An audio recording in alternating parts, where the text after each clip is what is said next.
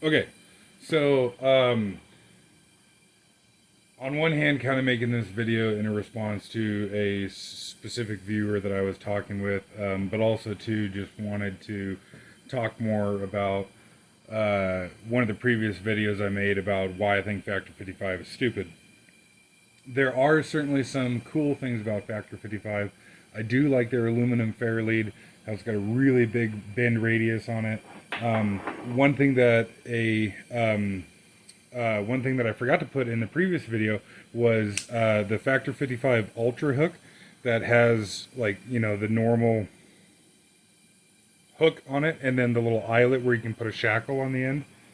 So it would be like so, or like so. I guess our local search and rescue uses those hooks because they are unique in the fact that you can have something put into the eye of the hook, like say a shackle in the hook, and then you can still access the normal hook portion of it. And in a scenario like that, I think it is certainly a good option. It being aluminum in that situation actually would be a good thing for lightweight and whatnot. But I do not understand people getting so emotionally involved with that company. And also too, like, I wouldn't want anything aluminum that is in the rigging system, for lack of a better term, just based on wear and abuse and whatnot. You put one, little nick into something that's aluminum, it'll have a very, very high tendency to crack right there under load. Aluminum doesn't. Aluminum doesn't take cyclic loads worth of shit. Look at a welded aluminum horse trailer or flatbed or something like that. It doesn't take very long for those things to start cracking out like crazy. You could say it's bad welding, this, that, the other, but suffice to say, I don't like aluminum. And two, just their marketing wank and everything just pisses me off. It just, you know. Anyways, don't need to go into all that. The other thing that I really don't like about their hooks is it, I guess, depends how you want to word it.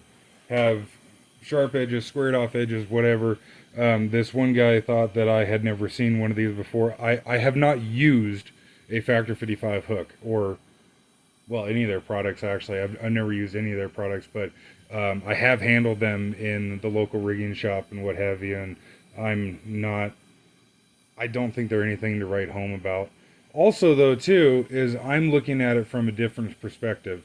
Yeah, I do go off-road and play in the woods and everything, but I'm not one of those guys, that is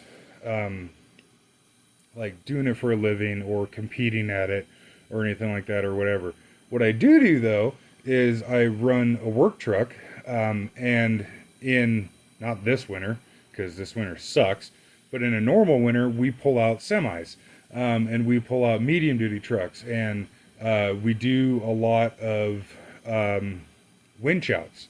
Not necessarily, out in the boondocks and all that. Well, I mean, we are in kind of a rural area, not necessarily out in the woods, but we do a lot of winch outs. My truck weighs 14,000 pounds. My buddy's truck weighs about 14,000 pounds as well too. The lightest thing that we pull out is in the neighborhood of like 30 plus. We've pulled out 100,000 pound trucks before. Granted, not to say that they were 100 feet down a canyon or nothing like that. But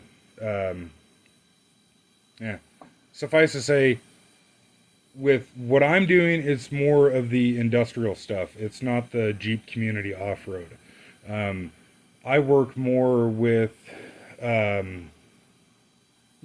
more with the industrial stuff, I guess you would say. Well, put it this way: aside from just pulling a guy out of the ditch on the side of the road or something like that, I don't think I've ever been off-roading with somebody who owns a Jeep. Well, no, that's not true. But anyways, it's more common for me to pull out a Peterbilt than it is a Jeep, put it that way. So, getting back to the hook thing.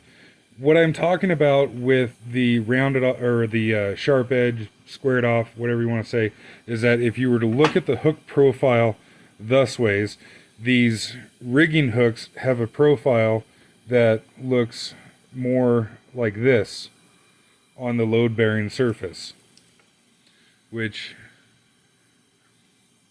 you can kind of see here. This area that is actually going to get used and take the load is more rounded off. The Factor 55 one is actually squared off.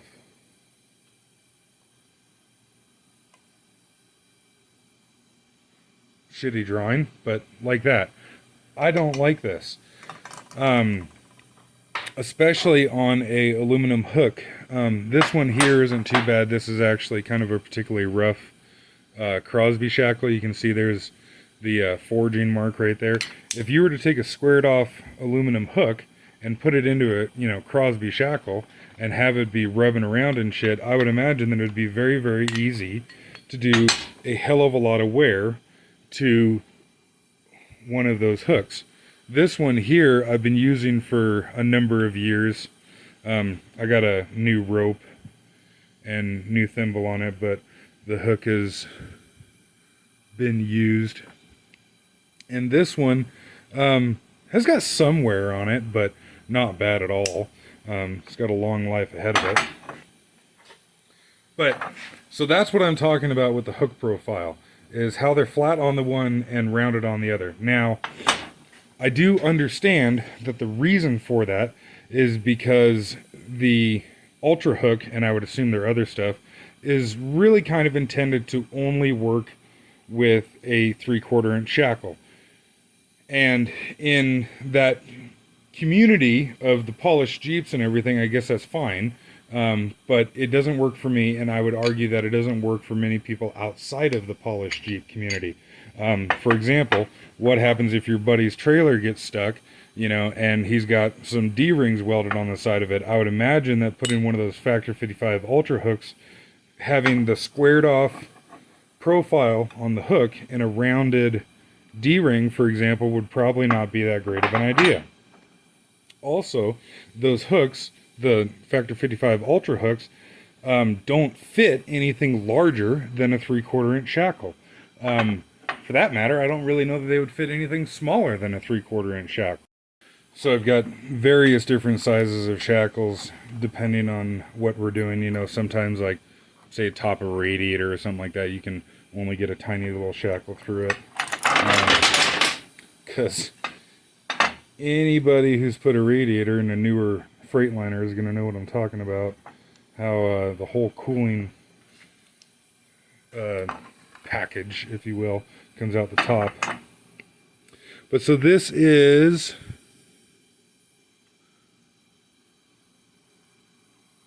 fucking A. It's a 1/4 inch shackle. Oh, yeah, does actually fit. Not by much. Probably couldn't use it for much. But it does actually fit a 1/4 inch shackle. And then, of course, it'll fit everything in between. That's a 1/2 inch right there. And I just don't want to take the time to take it out of the other shackle, but there you go there. And then, of course, we got 1 1/4 inch, and it'll fit 1 1/4 inch on the bow and on the pin. So yeah. And this rounded profile on a rigging hook versus a squared off profile is not unique to this hook here. So this one's a yoke self-locking hook here. Showed you the profile on that. This is a Gunnabo bushing swivel. In my local area anyways, these are really, really, really common. What the fuck do they call these? The grab latch? I think it is. But these are really common on tow trucks. This is one of the more squared hook profiles that you see in the rigging world. But it's still, has a larger bend radius on the side than the Factor 55 ones, and then P-Wag hook here, and then a obviously well used Columbus McKinnon sling hook, and this is a 5/8.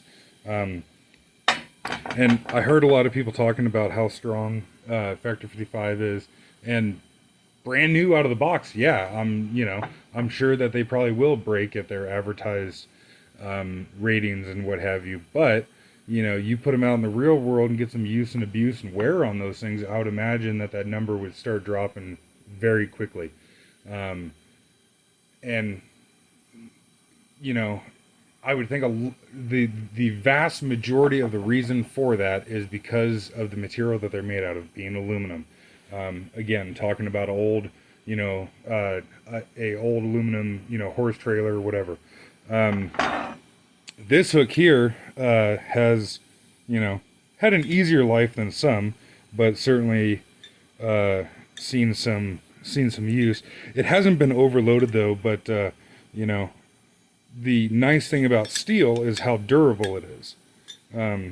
But yeah, this Columbus McKinnon hook here is a 5/8.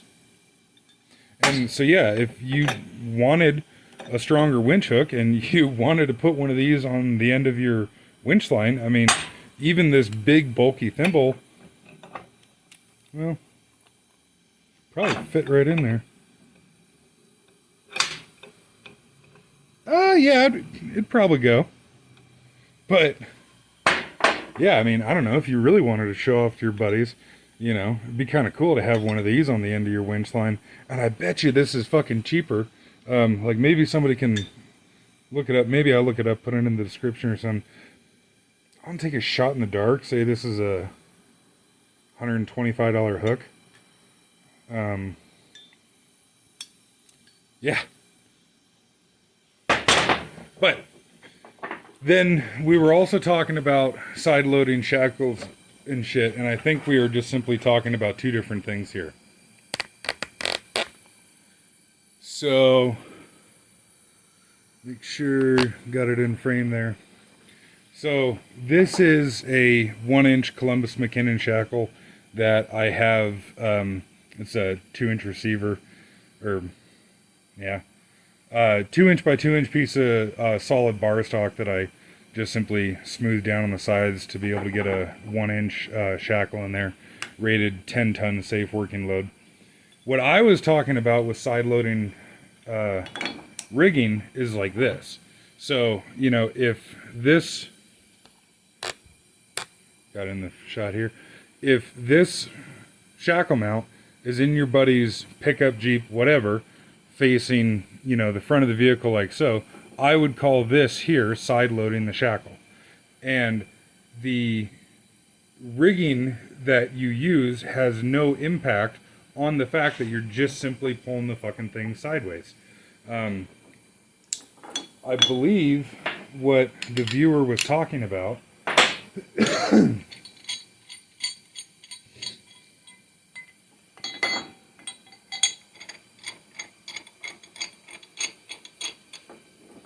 was that if you take a hook like this and you put it into a standard shackle, and go figure, now it won't do it, it has a tendency, this isn't working, there we go, it has a tendency when you're pulling on it to pull in the corners of the shackle here, as opposed to being right square in the center of the pin like that.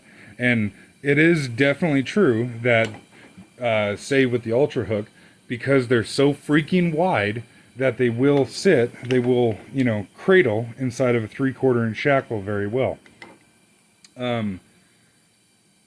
I have never known anybody at all, period, to damage a 3/4 inch shackle with a Jeep or a pickup.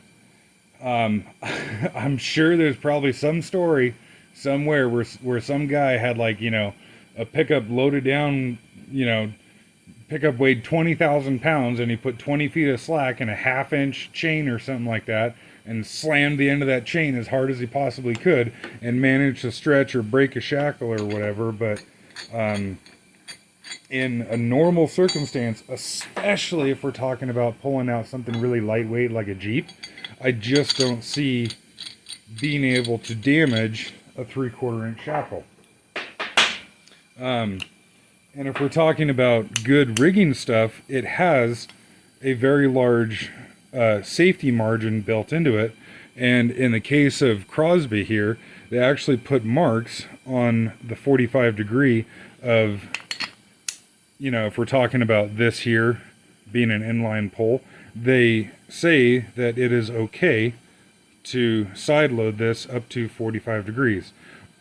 And or for, you know, if you had like a 2-leg wire rope sling in here or something, for those legs to stretch out to the 45 degree mark.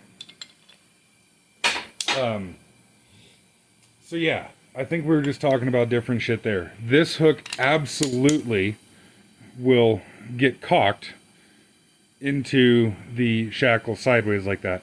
However, I don't notice that to be a problem because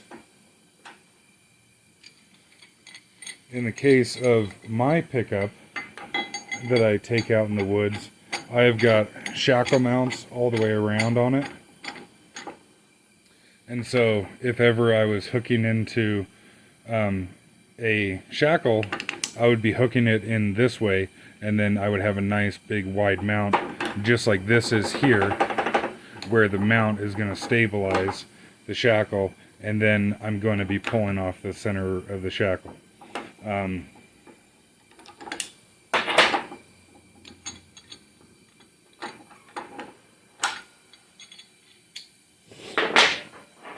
But yeah, what I'm talking about with side loading is this. No rigging that you have is going to avoid side loading something in this scenario here. You know, same would be true if you're pulling off this upper hook here. You know, I would call that in line. I would imagine most people would call that in line.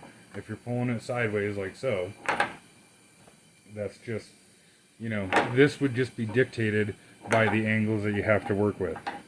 And I guess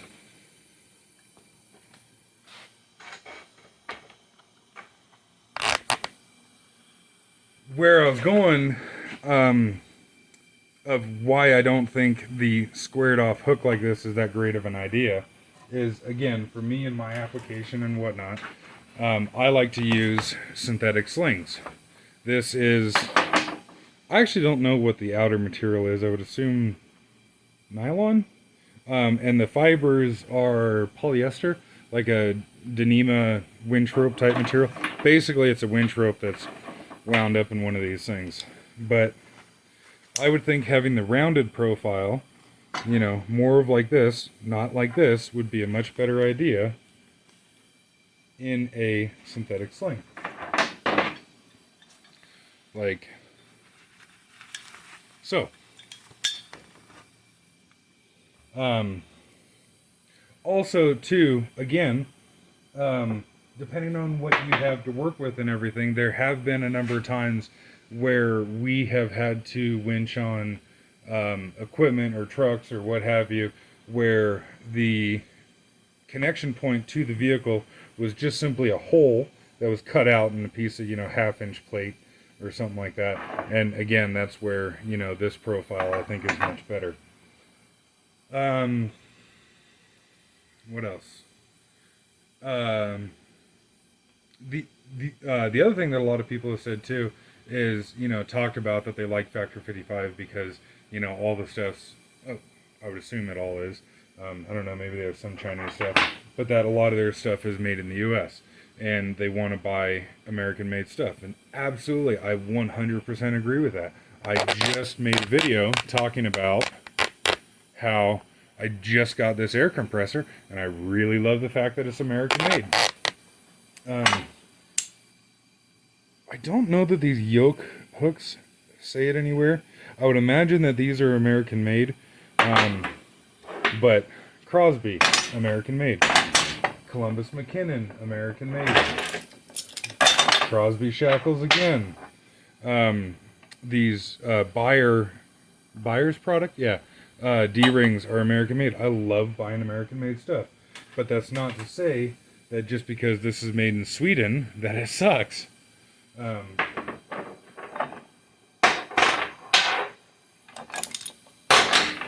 don't know. Maybe I'm going further down the rabbit hole than I need to on this, but I don't know. It just, I don't understand people getting so emotionally involved in a company like Factor 55. It just doesn't make any sense to me. You know, they just,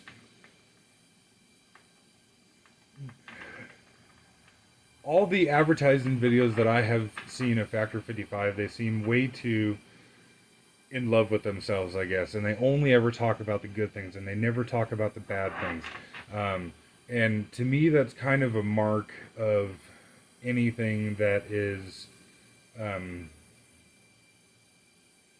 when you never hear a company say something bad about them, about themselves, to me that really, you know, gives off the impression of sleazy shitbag salesman thing that's just trying to tell you whatever they can just to make you buy all this crap and to make their shit sound so much more valuable than it really is, and to justify their, you know, insane costs on this stuff and everything. Granted, this is a very, obviously spray painted over the tag. There's a reason behind that. This is a very small synthetic sling. Safe working load is like 2,200 pounds, I think it is. 4 foot long. The thing's like $16 or $15 or something, whatever. And these Crosby 3/4 shackles, they're $40 a piece, and Crosby's on the higher end of things. You can certainly get lower cost shackles, and Skookum makes some really cool stuff. They make really super strong shackles, and their shackles are rather expensive, but it's still a fraction of the cost of any of the cool kid shit. You know, when I get the impression when you're buying Factor 55, when you're buying Gen Y hitch or Genie hitch or whatever, and I actually own one of those, that the majority of what you're paying for is the name. With rigging shit, you're paying for a lot of different stuff. You're paying for the testing and the R&D and everything that goes into it and yada yada. But you all are also paying for the liability and everything of it too. Because considering that this shit can be, you know, a life or death situation, there is certainly some of those factors that go into it, and you're paying for the certifications and what have you. But this rigging stuff still ends up being cheaper than the Factor 55 or the Gen Y or any of the other cool kid brands, but I don't sit at the cool kids table, so I don't know what any of the others are. I was debating about getting one of those Factor 55 Ultra hooks just to try them out and use one and, you know, get some actual hands-on experience with it and everything. And I don't know, maybe one day I will. I just, you know, paying that much fucking money for a winch hook to me is pretty ridiculous.